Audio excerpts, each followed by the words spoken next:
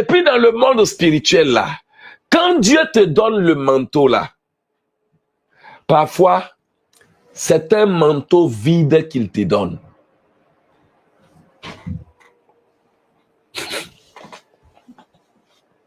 Vous voulez que je parle?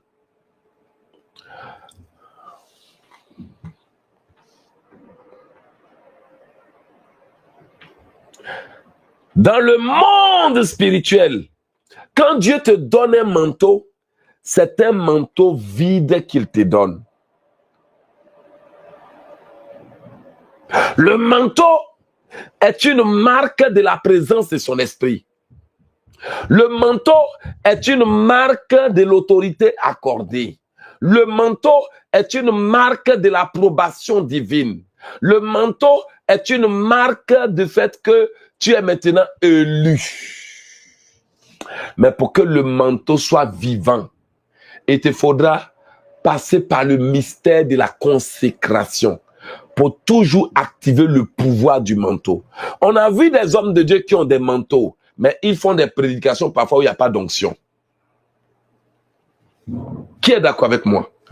On a vu des serviteurs de Dieu qui ont été oints, mais qui font des prédications où il n'y a pas de manifestation. Ce que je vous dis est la vérité. On a vu des servantes de Dieu qui ont le manteau de prédication, mais la prédication, c'est sans puissance, sans manifestation de l'esprit. Sans manifestation de l'esprit. Elle prêche, il n'y a pas onction. Elle prêche, il n'y a pas Saint-Esprit. Elle prêche, il n'y a pas de manifestation. Mais pourtant, elle a un manteau. Un manteau sans pouvoir, un manteau sans vie, un manteau sans autorité, un manteau sans feu. Mais lorsque tu reçois les secrets, lorsque tu reçois ce que Jésus m'a dit, lorsque tu reçois le mystère de la préparation, aïe, aïe, aïe, aïe, aïe, il y a 3 personnes en toi qui doivent être préparées pour que ton manteau soit activé. Les 3 personnes là, quand tu prépares l'âme, quand tu prépares l'esprit, quand tu prépares le corps, tu actives en toi le Père, le Fils et le Saint-Esprit. Une fois que tu finis, tu n'es plus toi. C'est Christ qui vient en toi. L'homme a été créé pour refléter la gloire de Dieu. Et lorsque Dieu décidait que l'homme doit être créé, c'est 3 personnes qui ont décidé, créons-le, je mets ma part en lui, tu mets ta part en lui, je mets aussi ma part en lui. Et une fois qu'il réussit à aligner les 3, on ne voit plus un homme, mais on voit un fils de Dieu parce qu'il a reçu la parole. Il a compris comment devenir fils de Dieu. Parce que à tous ceux qui ont reçu cette parole, ils savent comment activer le fils de Dieu en eux.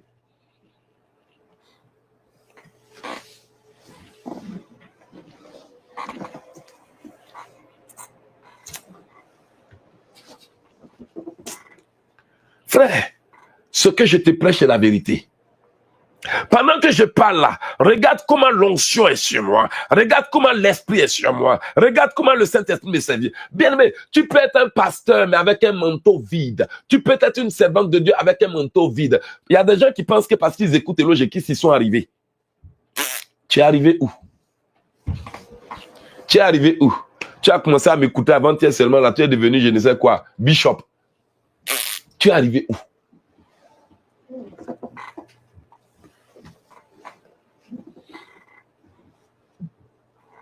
J'ai servi Dieu pendant environ 25 ans. J'ai commencé à organiser des veillées de prière en 2000. J'ai sonné à la cloche quand j'avais 7 ans, plus que ça même. Mais c'est tout récemment que je vois le Seigneur et je lui demande vengeance parce que quelqu'un m'avait embêté. Je dis, Père, vengeance, vengeance, venge-moi. Et il m'a dit, je ne vais pas te venger, mais je vais te rendre puissant. Imaginez quelqu'un qui sert Dieu depuis 2020, l'an 2000. En 2025, c'est en 2000, je ne sais quoi là, qu'il décide d'envoyer son ange, qu'il décide de me parler. C'est maintenant tout récemment là que Jésus m'enlève pour m'emmener au ciel, pour m'apprendre comment on se prépare, comment on prépare un message, comment on se prépare pour aller prêcher. Parce que c'est pas ton corps qui va prêcher. C'est ton esprit qui doit prêcher. Et si ton esprit n'a pas été préparé, il peut prêcher la chair, il peut prêcher ta colère, il peut prêcher le football, il peut prêcher ce qui se passe dans le monde. Si tu n'as pas bien préparé l'esprit, tu peux t'asseoir et puis quelqu'un met un commentaire, tu récupères, tu lui réponds. Tu peux t'asseoir et puis quelqu'un met un commentaire, ça t'énerve et puis tu le limes. Tu peux t'asseoir et puis tu seras sous influence. Cet esprit qui est là, Dieu a dit, garde ton cœur plus que tout le monde. Si tu ne lui dis pas que faire, quelqu'un d'autre lui dira ce qu'il doit faire. Et il y a des gens qui écrivent des messages, bien-aimé, bonjour, aujourd'hui on va parler de ça, bien-aimé, excuse-moi du thème, c'est la chair. C'est la chair qui parle. C'est la chair, pure chair. Et quand la chair parle, on sait que...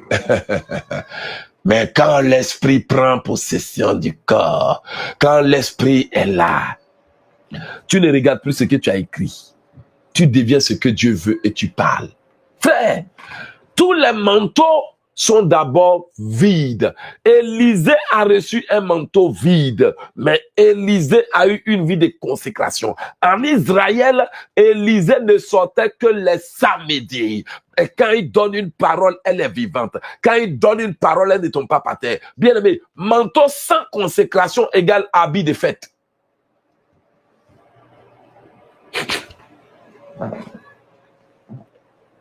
Manteau de pasteur sans consécration égale habit de fête.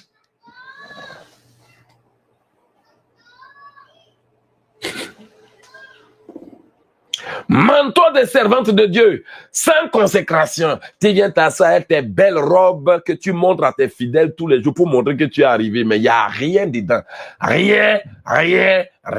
Bien-aimé, avant que je vienne te prêcher, je dois d'abord aller dans ma garde-robe pour porter un habit physique que j'ai envie de porter. Parce que ce jour, c'est comme ça que Dieu m'a dit de m'habiller. Mais lorsque, avant de venir porter l'habit que je dois porter, je dois aller dans la garde-robe du Saint-Esprit pour demander le genre de manteau dont j'ai besoin. Pour dire, Saint-Esprit, aujourd'hui, je veux... Aïe, j'ai failli dire ça.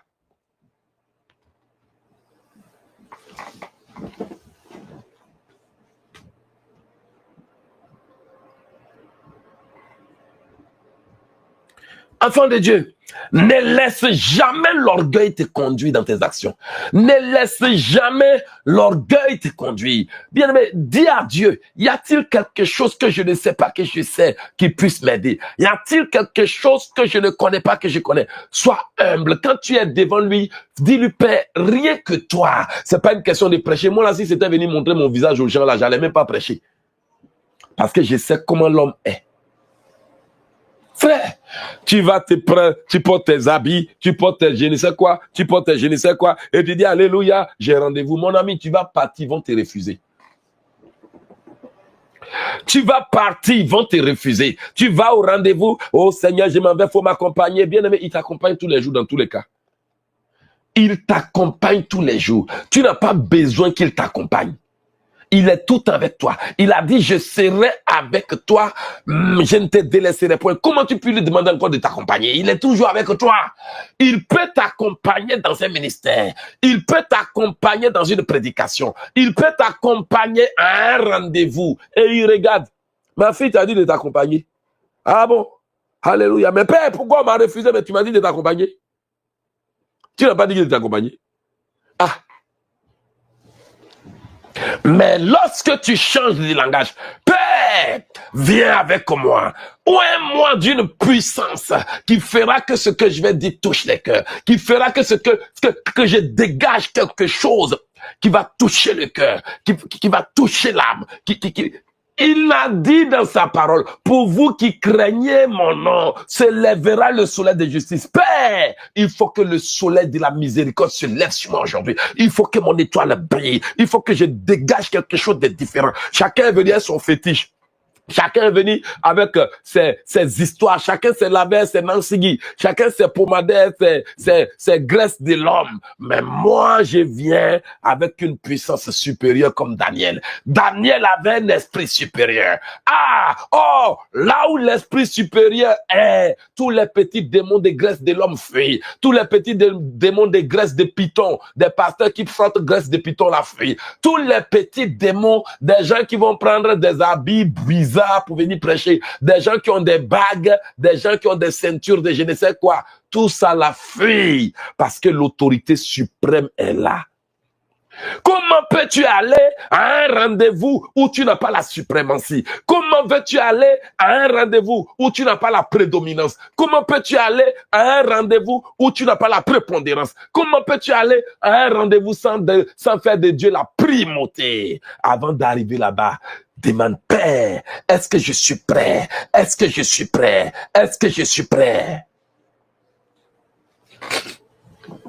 En 2022, mon gars du corps tape la main et dit, il est là, il faut qu'on parte. Ah! Il est là, il faut qu'on parte, on t'attend. Je lui ai dit, même s'il est l'heure, on ne bouge pas.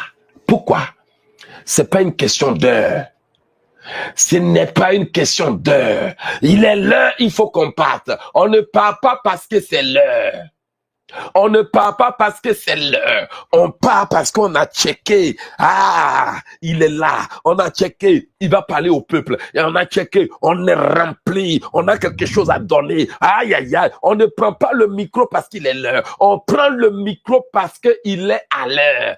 On prend le micro parce qu'on s'est assuré de prendre le casque, de prendre l'épée, de prendre l'onction, de prendre le pouvoir, de prendre les régnes spirituels. Et là, quand tu arrives, tes yeux, on dit, hein, le frère a fumé quoi aujourd'hui? On dit, non, il n'a pas fumé quelque chose. Il a fumé le Saint-Esprit. Il a un feu. D'après mon père spirituel, nous on fume le feu de Dieu. Ah, il a un feu. Alléluia. Gloire à Dieu.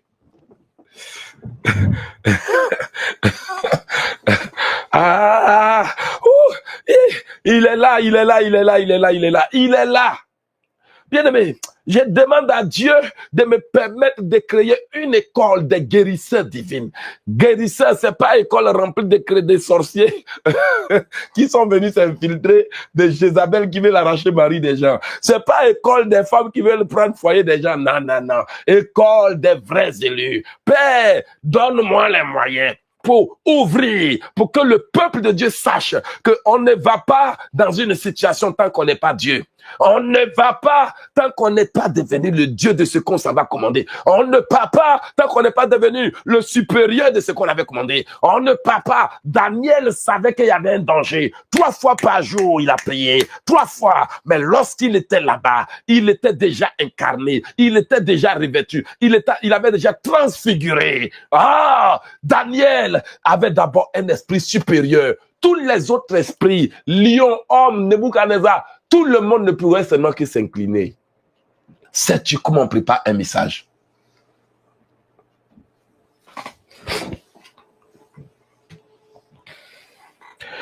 Ouf! Vous savez, ça fait mal de voir des servantes de Dieu sans couverture divine. J'aurais tellement aimé que nous soyons un peu humbles pour dire, je sens que tu as quelque chose dont j'ai besoin. Je m'humilie. Vous avez des parents, vous ne pouvez même pas guérir. Vous avez des mamans malades, vous ne pouvez même pas guérir. Alors que par la grâce de Dieu, on s'assoit à distance, on commande les guérisons. On commande que les gens sortent des prisons. Vous croyez que c'est quoi? C'est fétiche? Non. C'est secret. C'est secret. Le monde des ténèbres peut capturer la fréquence de ta voix. Le monde des ténèbres peut capturer la fréquence de ta voix et réduire ta voix au silence. Tu pries, mais le ciel n'entend pas. Tu te dis, mais c'est quoi ça? Tu cries, mais personne n'entend. Tu parles aux gens, ils écoutent, mais ça touche pas leur cœur. Parce que tu dis que j'ai demandé de l'aide à mon frère. Il n'a pas entendu. Il n'a pas entendu. Physiquement, oui, mais pas spirituellement. Alléluia. Quand Jésus dit à Pierre, je te donnerai les clés du royaume des cieux.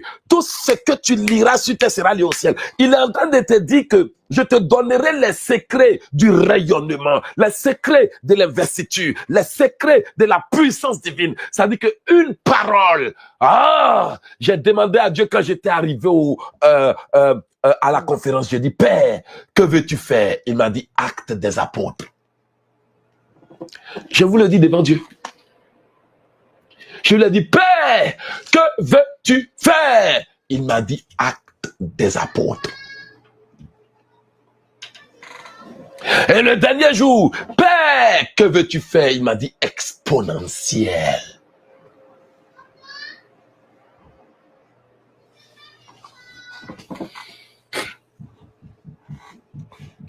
Je mets fin à l'échec dans votre vie. Et j'ai dit aux servantes de Dieu, Dieu vous aime beaucoup. Je vous apprécie beaucoup. Fini les situations qui vous humilient. J'ai dit aux enfants de Dieu, fini les rendez-vous qui vous humilient. Si quelqu'un me connaissait, il n'allait jamais me juger. Si quelqu'un voyait dans mon cœur, il n'allait jamais m'insulter. Fini les situations où les hommes de Dieu sont humiliés dans leur propre famille. C'est fini. Homme de Dieu. Je vais te dire quelque chose. Nous sommes tous des hommes de Dieu. Mais Dieu n'est pas avec des hommes de Dieu. Dieu n'est pas avec des hommes de Dieu. Nous sommes tous hommes de Dieu. Nous sommes tous hommes de Dieu. Écoutez bien ce que je dis, parce qu'il y a des gens qui ne comprennent pas mon français. Nous sommes tous hommes créés par Dieu, parce qu'il y a hommes créés des mains de Dieu. Nous sommes tous des hommes de Dieu. Mais avant que Dieu n'envoie un homme de Dieu, il envoie des hommes faits Dieu par Dieu. Homme de Dieu est différent d'homme fait Dieu par Dieu. Moïse, je te fais Dieu pour Pharaon. Lui là, il était homme fait Dieu. Il y a homme de Dieu et homme fait Dieu. Celui en qui Dieu met l'esprit. C'est la vérité. Voici mon serviteur. Tout le monde s'appelle serviteur. Mais il dit, voici mon serviteur que je soutiendrai. Mon élu en qui mon âme prend plaisir. Moi, mon esprit là, l'esprit de Yahweh, je mettrai en lui. Je ferai de lui un Dieu. Je ferai de lui un élu. Et alors, comme il a mon manteau, il annoncera ma volonté. Pourquoi? Parce que j'ai fait de lui un homme fait Dieu par Dieu. Mais, tu peux dire, je suis homme de Dieu, mais en entendant, Dieu ne t'a pas fait Dieu.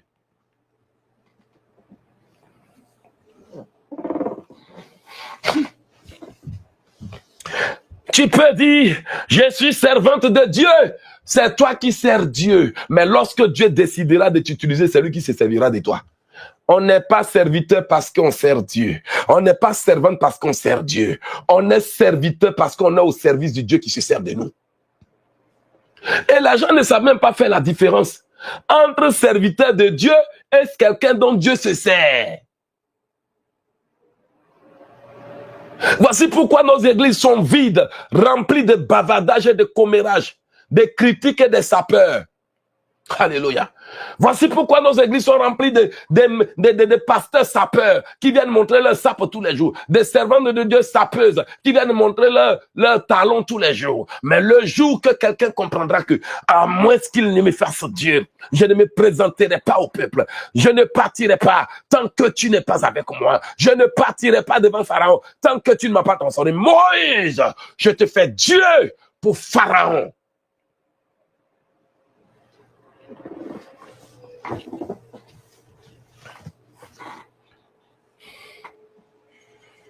Et je sais que quelqu'un a compris, alléluia. Ah là là là là, je sais que quelqu'un a compris.